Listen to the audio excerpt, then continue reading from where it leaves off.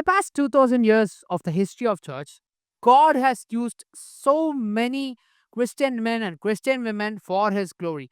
There are so many people whom he has used for revival, social reformation, and even for church reformation. In this weekly Pearl program, we are going to see a new series of episodes on how God uses his people mightily for his glory. Hello everyone, this is Michelle, and today's episode we are going to see about the Great Awakening and the man whom God used mightily to bring a revival in America joins us.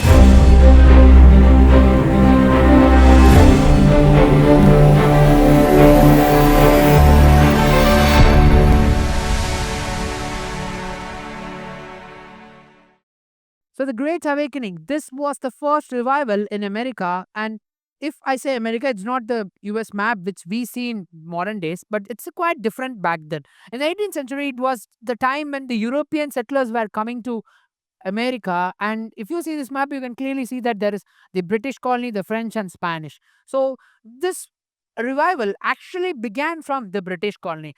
The man whom God used mightily for this revival was Jonathan Edwards. He was born in the city of Connecticut at 1703, and Jonathan Edwards was such an intelligent prodigy. By the age of 9, he became fluent in Greek, Latin, and Hebrew. And because of that, by the age of 13, he got admission at college. Oh, this is amazing, right? Though he was very an intelligent student, Jonathan Edwards made sure that whatever scientific thing he saw or a nature he saw, he always believed that there was a design behind it and he admired the creation of God in that way. If we look at the spiritual side of Jonathan Edwards, since he was brought up by a spiritual family, he had a very strict disciplined spiritual life. That is, he used to pray 5 times a day, and by the age of 9, he would go out to swamp and where he built a booth where he used it to have spiritual discussions and also for his private prayers. Now, this was totally in a disciplined way, but in his young age, during his teenage time, it was while reading the epistle of First Timothy chapter 1, verse number 17, Jonathan Edwards found something different. He considered this as the day where he felt transformation.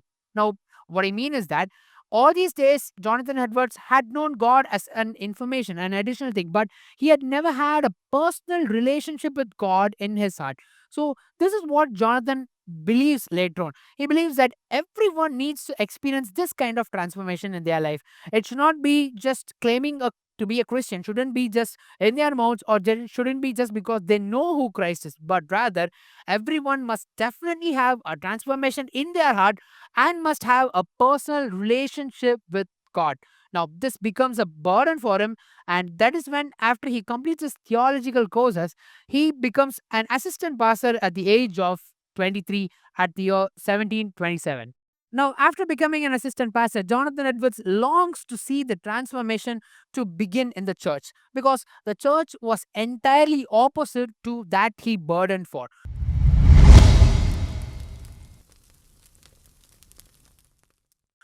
There were three main problems in the church. Number one, the church were filled with people who professed to be Christians, but they never had a personal relationship with God. What I mean is that they would claim to be a Christian, they would claim to know that they know Christ, but no one had a personal experience of salvation. So, this is what Jonathan Edwards told, that they need to have a transformation in their lives. This was problem number one. And number two, there was a covenant called as halfway covenant. That is, anyone can be baptized irrespective of them being saved or not.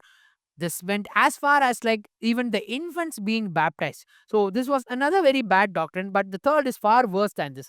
In his church at Northampton, the problem was there was something called as the Lord's Supper being available to everyone. This was a doctrine which his particular church had introduced because they believed that the previous pastors who handled the church believed that the Lord's Supper must be available to everyone in the city, and that was the means for reconciliation with God.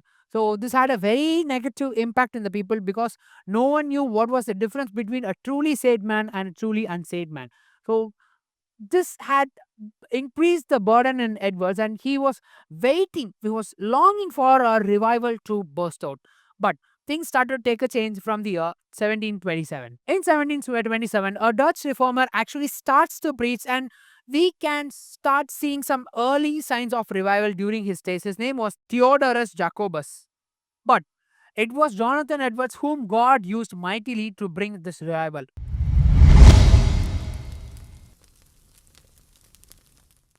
In the year 1729, his grandfather, Solomon Stoddard, he passes away, which forces Jonathan Edwards to become the pastor of the church at Northampton. So, yes, there were some collision courses because of the new pastor coming, and it did not quite go right with the sheep. But slowly, as years went on, as days passed by, people started to see a difference in his sermon, and they started to experience a personal relationship with God. And slowly, people started to turn back to Christ. Now, people of his particular church started to show differences between the other church people, because all these people started to have a relationship with God. But the spark of the Great Awakening came at 1734. This is when Jonathan Edwards started to preach on the title Justification by Faith. What happened was the youths of the church experienced a great conviction of sin, and they all started to confess their sins and repented from their ways. Now, this really astonished all the elder people who were there in the city, because they knew how bad or how sinful the youths of their cities were.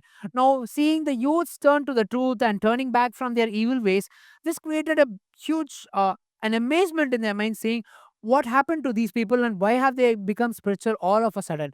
All the youths were seeing, going, sharing the gospel, praising and confessing their sins. But the main moment of the Great Awakening came in the year 1741, 8th of July. This is when Jonathan Edwards was invited to preach at Connecticut at a church. But before going to the sermon, Jonathan Edwards spends 3 days and 3 nights in fasting and deep prayer. And what he preached became a very famous sermon till date. This sermon was The Sinners in the Hands of an Angry God. Now, this sermon was entirely about judgment, repentance, and the hope that is found only in Christ. But while Jonathan Edwards was preaching about the judgment itself, people were not ready to hear the entire sermon. When he told about the wrath that was going to come upon the people who were non believers of Christ, people started to weep, they started to cry, and it became a huge problem for Edwards to deliver his message. There were some people whom were found to be clinging on to the columns which were around the church walls, saying that they were about to fall inside hell. That's how serious the conviction of sin started to come among the people, and they started to have a great fear on the judgment that was going to come upon the unbelievers. But Jonathan Edwards had to take a moment, pause, and wait for all believers to settle so that he can complete his sermon. After a period of time, after a few minutes, when people all settle and they get ready to hear the rest of the sermon, he continues on preaching to repentance and preaching on repentance and about the hope that is found only in Christ. What happens is people get excited, they get happy, and on the other side, they also get convicted of sin in a very deep way. They confess, they weep, and there are some people who have even written that the weeping sound were heard 2 streets far away. That's how the work of the Holy Spirit began at that Northampton church. This started to spread all over that particular city, and which later on spread across the entire colonies which was there at America. This is how the Great Awakening began. Jonathan Edwards finally saw the transformation that he had been longing to see in the church. Now, there are 2 important things which we can learn from the spiritual life of Jonathan Edwards.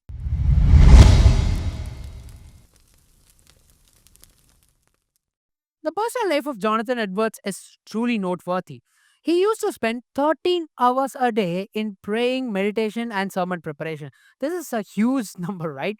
Now, we might think that he might not had any other commitment in his life, but he had a huge family of 11 children, and still he managed to spend 1 hour every day with his children alone.